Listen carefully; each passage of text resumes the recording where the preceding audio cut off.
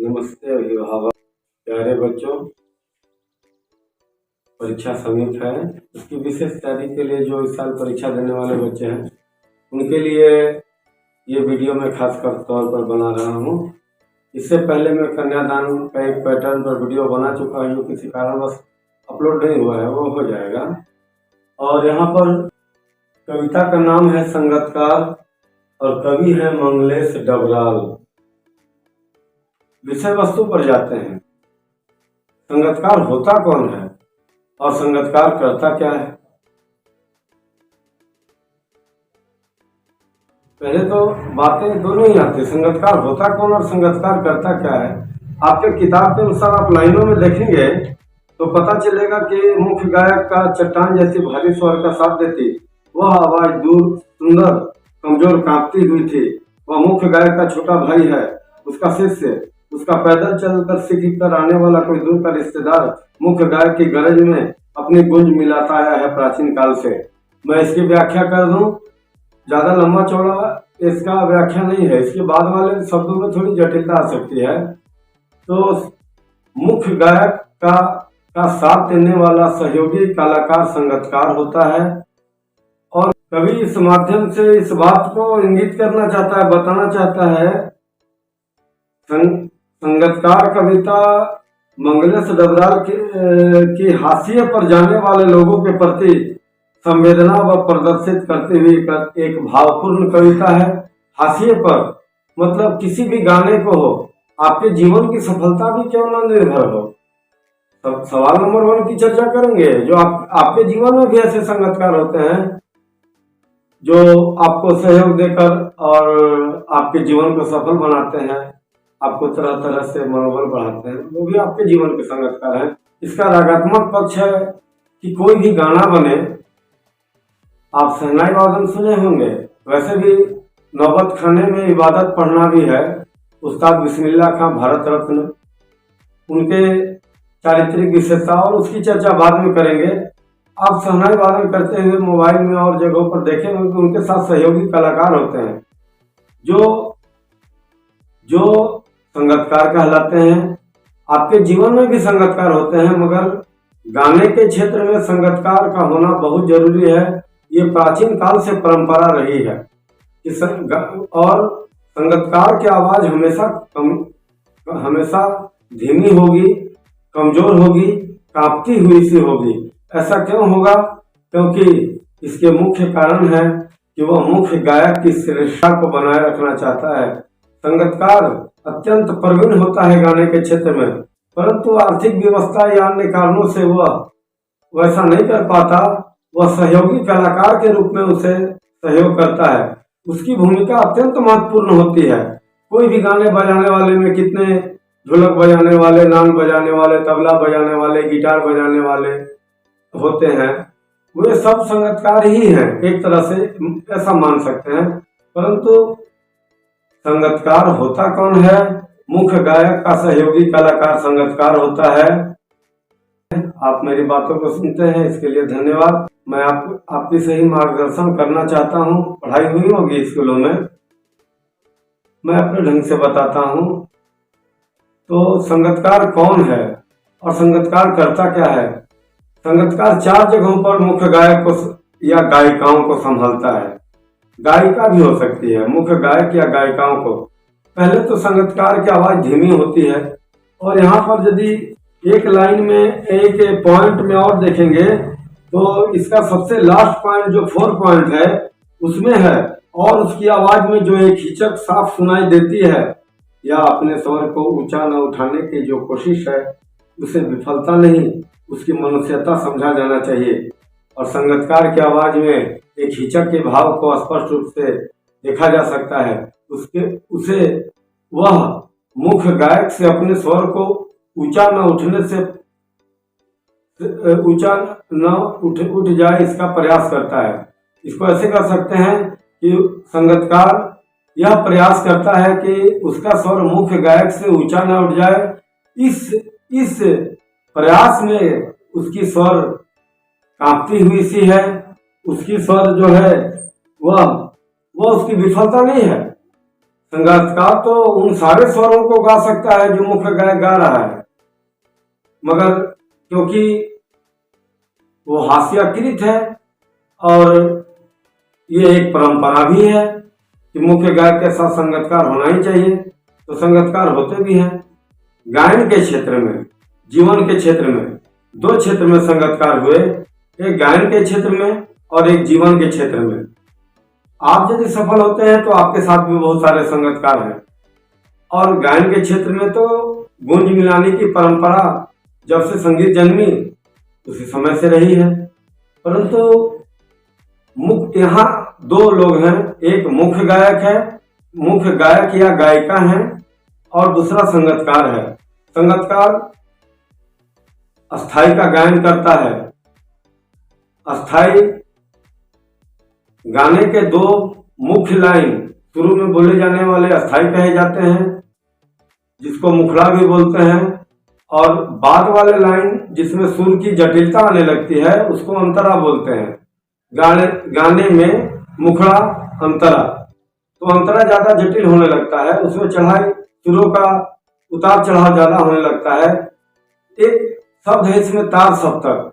तार सप्तक में बच्चे समझ नहीं पाते हैं, जैसे कुछ हारमोनियम 3 सप्तक 3.5 सप्तक के होते हैं। मैं ऐसे शब्दों से समझा रहा हूँ, आप गौर कीजिएगा। रे गा मा पा धा नी सा, इसी तरह से स्वर का उतार चढ़ाव होगा। मैं तो 1.5 सप्तक ही जा सका, वो भी पूर्ण तरह से नहीं। ये अभ्यास की बातें हैं। तो 3 सप्तक 4 सप्तक तक जाने के बाद वह एक अनहद में चला जाता है। अनहद एक अलौकिक शब्द है, ये साधारण मनुष्यों को सुनाई देना संभव नहीं है। अनहद तो कोई संत महात्मा ही इस शब्द को जानते होंगे। अनहद एक अलग अलौकिक शब्द है, ये लौकिक शब्द नहीं है। तो ये एक ब्रह्मनाद है। स्वर तो गला से नहीं निकलता, ये नाद है, ब्रह्म से निकलता है, नाभि से। तो नाभि से गला से टकराते हुए निकलता है, तो ये नाद ब्रह्म भी कहा जाता है इसको। तो ये संगीतकार क्या क्या करता है, संगीतकार होता कौन है, या जान गया बोला कि वह उसका भाई भी हो सकता है, उसका शिष्य भी हो सकता है, उसका रिश्तेदार भी हो सकता है, उसका मामा भी, उसका ममेरा भाई भी हो सकता है, पैदल सीखकर कोई चेला भी उसका शिष्य हो सकता है। संगीतकार का कोई लिमिटेशन नहीं है कि संगीतकार वही व्यक्ति होगा, इसकी कोई पात्रता नहीं है। जिसकी संगीत में रुचि है वो संगीतकार होगा, उसको तो स्टार्टिंग में संगीतकार ही होना होगा। मुख्य गायक भी पहले संगीतकार था, मुख्य गायक भी पहले संगीतकार था, आज उसके साथ संगीतकार है। संगीतकार होना चाहिए। वह क्या क्या करता है हमने बताया कि देखिए अंतिम लाइन जो 4 है ये क्वेश्चन भी है, और कि उसकी आवाज में जो एक संकोच का भाव, हिचकिचाहट का भाव, या उसकी कमजोर आवाज है, वो उसकी विफलता नहीं है, वह उसकी मानवता भरी कोशिश है। अर्थात संगीतकार मुख्य गायक की श्रेष्ठता को बनाए रखता है। गौर कीजिएगा इस लाइनों पर। संगीतकार का काम ही है उसकी, वह हमेशा इस प्रयास को करता है कि उसकी आवाज मुख्य गायक की आवाज से ज्यादा ऊंचा ना उठ जाए। इस प्रयास में उसकी आवाज कमजोर और हिचकिचाहट भरी महसूस होती है, मगर ऐसा नहीं समझना चाहिए कि यह नौसिखिया है, इसको तो कुछ नहीं आता है, ऐसा नहीं। ऐसा मानना चाहिए कि यह इसकी मानवता भरी कोशिश है, जिसमें वह मुख्य गायक की श्रेष्ठता को बनाए रखना चाहता है। वह संगीतकार का मुख्य गुण है। मुख्य गायक की श्रेष्ठता को बनाए रखना, अपने स्वर को मुख्य गायक से ऊंचा न उठने से रोकने का प्रयास करना, यह उसकी विफलता नहीं है, यह उसकी मानवीयता भरी कोशिश है और सराहनीय है। 2 बातें आप समझ गए। आपके जीवन में जो संगीतकार हैं उसके विषय में भी थोड़ी चर्चा करेंगे। यहाँ पर जो पॉइंट नंबर 1 2 3 4 है, इन चारों को हम मिला दें बहुत जल्दी मिला दें। पॉइंट 1 2 3 4 को तार सप्तक में बैठने लगता है जब उसका गला प्रेरणा साथ छोड़ते हुए उत्साह अस्त होता हुआ। आवाज से राग जैसा कुछ गिरता हुआ, तभी मुख्य गायक को ढांढस बनाता, कहीं से चला आता है संगीतकार का स्वर, और संगीतकार यहाँ पर इस पॉइंट में मुख्य गायक को संभाल रहा है। संगीतकार इस अवस्था में मुख्य गायक को संभाल रहा है। संगीतकार कहाँ कहाँ और संभाल रहा है, आप गौर कीजिएगा। गायक तार सप्तक में गला जब बैठने लगता है, तार सप्तक की हमने अभी गाकर चर्चा की कि सारे गमा पद निशा, फिर सारे गमा पद निशा, फिर सारे गमा, तो ये सप्तक ऊंचा होने लगेगा तो सुर में जटिलता बहुत ज्यादा आने लगेगी, तो मुख्य गायक हो जाएगा, वो मूल स्वर में वापस आ ही नहीं सकता जब तक कि संगीतकार अस्थाई का गायन न कर दे। आप उस्ताद बिस्मिल्लाह खां का राग भैरवी सुनिए, राग वृंदावन सारंग सुनिए, तो आपको पता चलेगा। सुनिए राग वृंदावन सारंग, राग भैरवी, राग कजरी वगैरह वगैरह थोड़ा सुनिएगा तो वीडियो में दिखाई भी देगा, आपको समझ में आएगा कि मुख्य गायक के साथ सहयोगी कलाकार होते हैं, वो बैठे हुए दिखाई भी देंगे, आप देखिए। तो संगीतकार की स्थितियां दो हैं, एक आपके पहले बताया आपके जीवन में और दूसरी संगीत की दुनिया में। संगीतकार दो काम तो ये जरूर कर रहा है कि संगीतकार मुख्य गायक की श्रेष्ठता को बनाए रख रहा है, और संगीतकार अपने आवाज को मुख्य गायक से ऊंचा न उठने से रोकने का है। ये दो बातें तो स्पष्ट हैं। जब तार सप्तक में मुख्य गायक खो जाता है, उसका गला बैठ जाता है, राख आवाज से कुछ गिरने लगती है, आवाज ऊपर नहीं उठता, उसी समय, ठीक उसी समय संगीतकार उसको संभालता है, मुख्य गायन का अस्थाई का गायन करके, मुख्य गायक का साथ देकर अस्थाई का गायन करके वह उसका साथ देता है। और भी संभालता है कहाँ, हम कविता के अनुसार ही देखेंगे। और संभालता है गायक पॉइंट नंबर 2 में, हम पीछे से आगे आगे पीछे कोई बात नहीं है, संभालने की बात है, हम संगीतकार की केवल बात कर रहे हैं। तो गायक जब अंतरे के जटिल जंगल के तानों में खो चुका होता है, या अपने ही सरगम को लांग कर चला जा भटकता हुआ एक अनहद में। अनहद के विषय में मैंने पहले भी बताया कि अनहद सभी लोग नहीं सुन सकते हैं, ये तो कुछ ही अलौकिक लोग जो नाद ब्रह्म को समझते हैं वो ही सुन सकते हैं, ये अलौकिक नाद है। तो संगीत की दुनिया में जो लोगों को पंडित की उपाधि मिल जाती है, क्योंकि वो किसी भी चीज से संबंधित हो उनको पंडित की उपाधि मिल जाती है, क्योंकि वे उस चीज को टच कर जाते हैं। तो यहाँ पर संगीतकार यहाँ लांग को अनहद में चला जाता है, और जब संगीतकार अस्थाई का गायन करके संभालने लगता है, तो देखिए संगीतकार संभालता है कहाँ कहाँ, बस पॉइंट आउट खत्म करेंगे, 2 मिनट और लेंगे। पहली बात कि संगीतकार जब मुख्य गायक अंतरे के जटिल जंगल की तानों में, यहाँ कोई जंगल नहीं है, सबसे पहली बात है कि यहाँ कोई जंगल नहीं है, यहाँ पर सुरों के उलझाव को जंगल माना गया है। 200 से ज्यादा सुर हैं, तो इसमें से उसमें किसी में मध्यम पा लगा, किसी में शुद्ध पा लगा, अब संगीत जानने वाले लोग जानते होंगे विशेषता। तो अब ये इसमें भटकाव आ जाता है, संगीतकार मुख्य गायक वहां से वापस नहीं आ सकता। पहली बात सुनिए, अंतरे के जटिल जंगल के तानों में खो रहा है कौन, मुख्य गायक। मुख्य गायक अंतरे के जटिल जंगल के तानों में खो रहा है, तो संगीतकार ही अस्थाई का गायन करके उसे संभाल रहा है। तार सप्तक में जब उसका गला नाद लोक में चला जा रहा है, तो भी संगीतकार ही उसे संभाल रहा है, और संगीतकार उसे संभाल रहा है अलग पॉइंट में कि कभी कभी वह उसका साथ देने के लिए वह अकेला नहीं है, वह उसके अकेलापन को दूर भी कर रहा है। ये संगीतकार की भूमिका है, गौर कीजिएगा, सारे पॉइंटों को हम एक साथ फिर बोल देंगे। संगीतकार उसके अकेलेपन को भी दूर कर रहा है, और वह बता रहा है कि आप अकेले नहीं हो, ये राग पहले भी गाया जा चुका है, और यह बता रहा है। और संगीतकार जो है वह तार सप्तक में और जटिल जंगल के तानों में और में संभाल रहा है, और उसके मुख्य गायक जो छोड़ देता है बीच बीच में, तो मुख्य संगतकार इसको संभालता है, इसकी तुलना पीछे छूटे हुए सामानों से की गई है।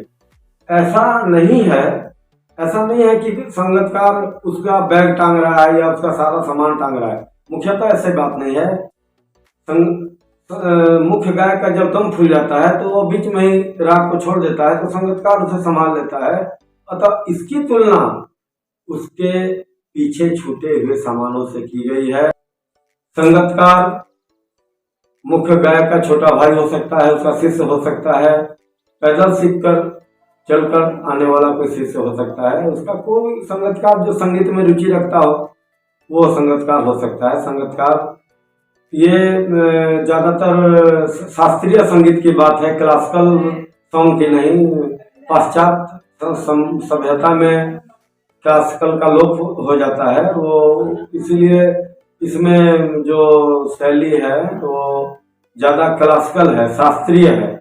तो शास्त्रीय संगीत में ऐसी परंपरा रही है कि मुख्य गायक होगा तो संगतकार भी होगा। संगतकार कौन है? संगतकार मुख्य गायक का सहयोगी कलाकार है।